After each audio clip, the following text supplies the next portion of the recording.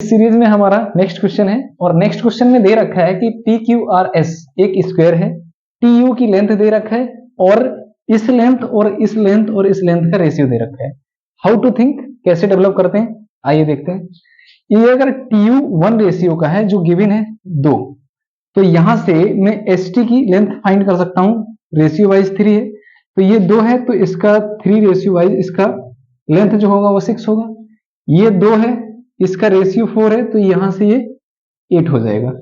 अब next construction हमारा रहेगा कि अगर मैं इस पॉइंट और इस पॉइंट को यहां से लाइन ड्रॉ कर दूं, एक इस लाइन को यहां से अगर मैं ड्रॉ कर देता हूं, आपको दिखाई दे रहा होगा कि S और Q जो सीधी लाइन है ये इस स्क्वायर का एक डायगोनल बन चुका है, विकर्ण। अगर मेरे को ये डायगोनल की लेंथ मिल जाएगी तो ये साइड जो पूछा है उसने कि एक साइड बताना है, कोई साइड बता दे स्क्वायर की, स्क्वायर की सारी साइड बराबर होती है, तो डायगोनल अगर पता हो जाएगा तो ये स्क्वायर की लेंथ हमें पता हो जाएगी। हमारा अगला कंस्ट्रक्शन ये था कि ये हमारा डायगोनल मिल चुका है।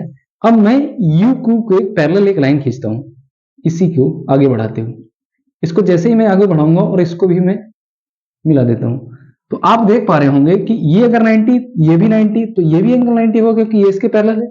अगर ये पैरेलल है तो ये लेंथ 8 है तो ये भी 8 हो जाएगी। अब यहां से मेरे को एक ट्रायंगल दिखाई दे रहा है एस क्यू, और इसको भी मान लेते हैं एस क्यू वी, एक राइट एंगल ट्रायंगल दिखाई दे रहा है जिसका हमें बेस पता चल चुका है 6 + 8 14, इसका बेस हमें 14 मिल चुका है। ये लेंथ 2 है तो पैरेलल के हिसाब से डिस्टेंस इक्वल होगी तो ये भी 2 हो जाएगी। जिसकी 2 साइड हमें पता चल चुकी राइट एंगल की, तो तीसरी जो कर्ड है वो हमें ऑटोमेटिक निकल जाएगी।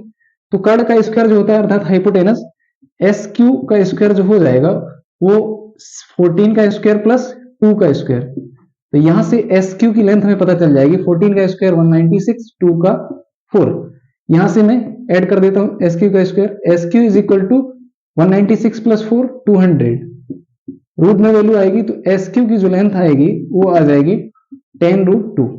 बस अब हमें साइड मिल जाएगी। ये जो एस क्यू है ये एक डायगोनल है इस स्क्वायर का जिसकी लेंथ 10√2 है, तो हमें पता है कि किसी भी स्क्वायर का जो डायगोनल होता है वो a√2 होता है।